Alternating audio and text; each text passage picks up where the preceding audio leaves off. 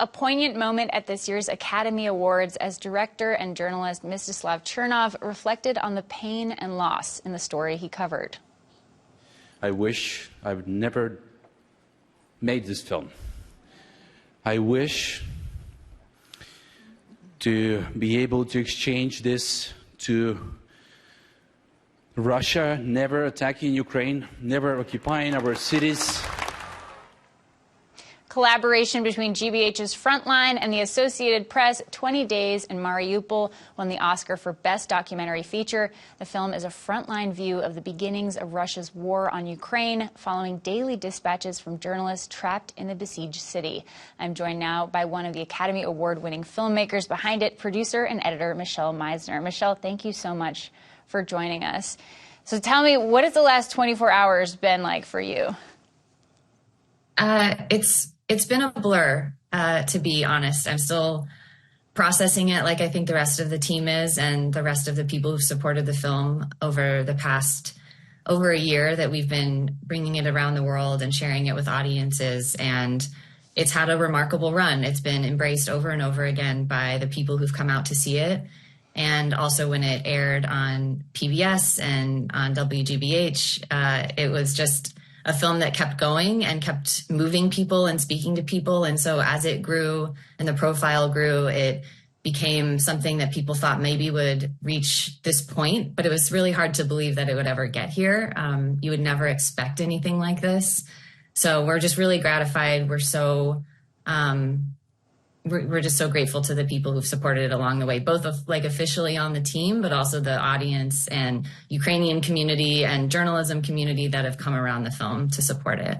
I think I think just what makes the film so striking is that it is so singularly important because of, there are a few moments where Chernov is saying he and his team are the only international journalists left on the ground, right? Or they're dealing with misinformation, as they're seeing attacks on civilians and documenting attacks on civilians in Ukraine. The Russian government and President Vladimir Putin are coming out and saying that they're not attacking civilians. So they're actively coming out against misinformation, and he's, risking his own life. And it's an incredibly dangerous project to be a part of, but you can hear sort of the through line through all of it that it's so important to him just to be able to tell the truth.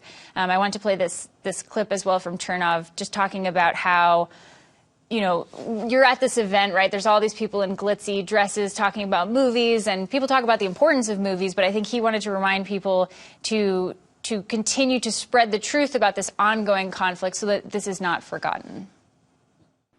But we all together, I'm on you, some of the most talented people in the world. We can make sure that the history record is set straight, because cinema forms memories, and memories form history.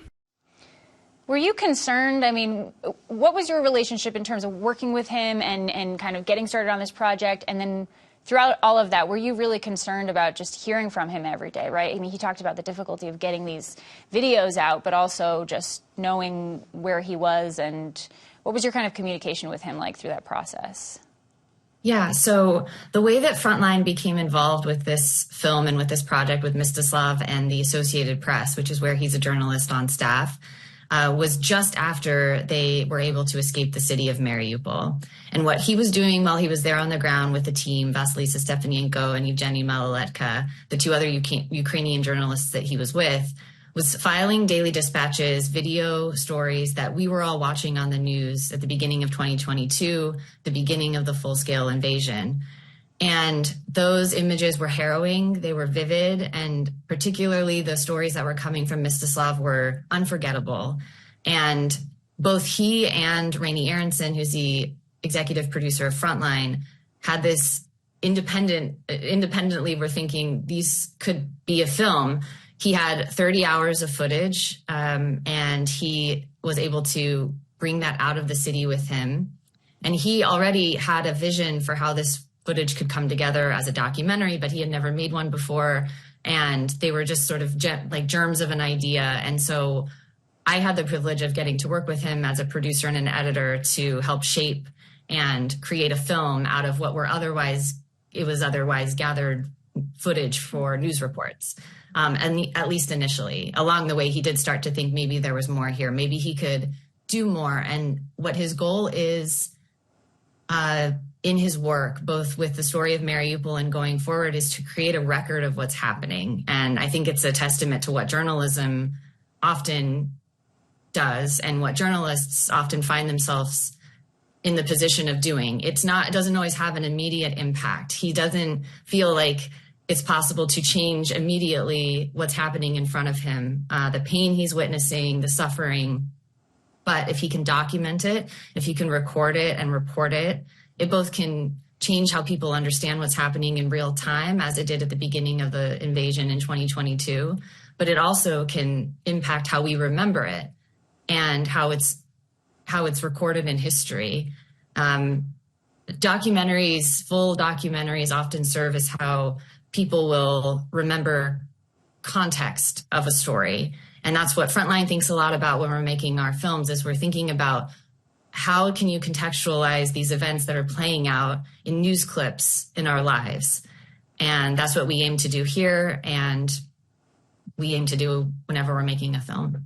Yeah, I mean, there are moments where he's filming and a soldier might say, stop filming, and he says, this war is historic, and to not film is impossible.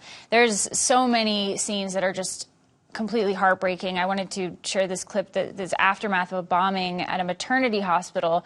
He sees it and immediately goes towards the bombing, and immediately is just right there, right in the middle of this conflict and confusion and chaos.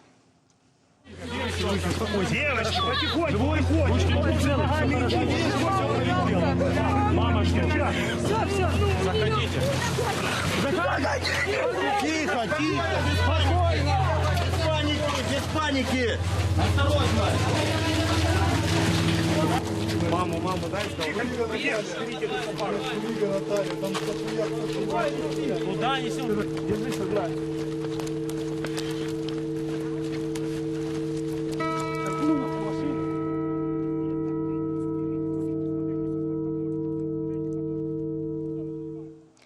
Why is it important? What are you hoping, kind of, I guess, the takeaway from this will be, and if you can share why it's important for people to be able to see these scenes that are incredibly difficult to watch? They are difficult to watch. I remember seeing that footage for the first time and being so moved by it. And I know that that's the reaction people have when they first watch the film. Sometimes it can be overwhelming and people take a break in the middle because it's really challenging. But ultimately what we hear, and what I experienced as well, is that you become invested in what journalists are doing, like Mstislav, and you want to understand, and you come to understand the people who are behind the camera and behind the reporting that we see in the news every day. And also, as we watch wars happen all over our world, having a really clear understanding of what that looks like from a humanitarian level on the ground, the people who are impacted in the crossfire, I think that those are that's a responsibility that we all have to a degree, to take a moment to understand that grief and suffering as we make decisions about how our country moves forward. And that's what we do as journalists. We try to provide that information so that people understand the political decisions that are being made, how they impact the rest of the world. And I think that what has been so incredible about this film in particular is the way that people have come to support it, both, as I mentioned before, as an audience, but also how it started here in Boston in many ways, how WGBH and staff and the team here really pulled together resources to get it created as quickly as possible, but with a lot of care. And we were able to get a full cut together of this feature film in a fairly short period of time, in just a few months, to have it ready to submit to Sundance and give it really a platform that it would reach as many people as possible. And that's thanks to our colorists, our sound mixers, our translators, our assistant editors, all based at WGBH in Boston with Frontline. And it's available, I think, free online right now for anybody who wants to watch it. 20 Days in Mariupol. Michelle Meisner, thank you so much, and congratulations. Thank you so much for joining us and for your time and for your important work on this project. Thank you, Tori.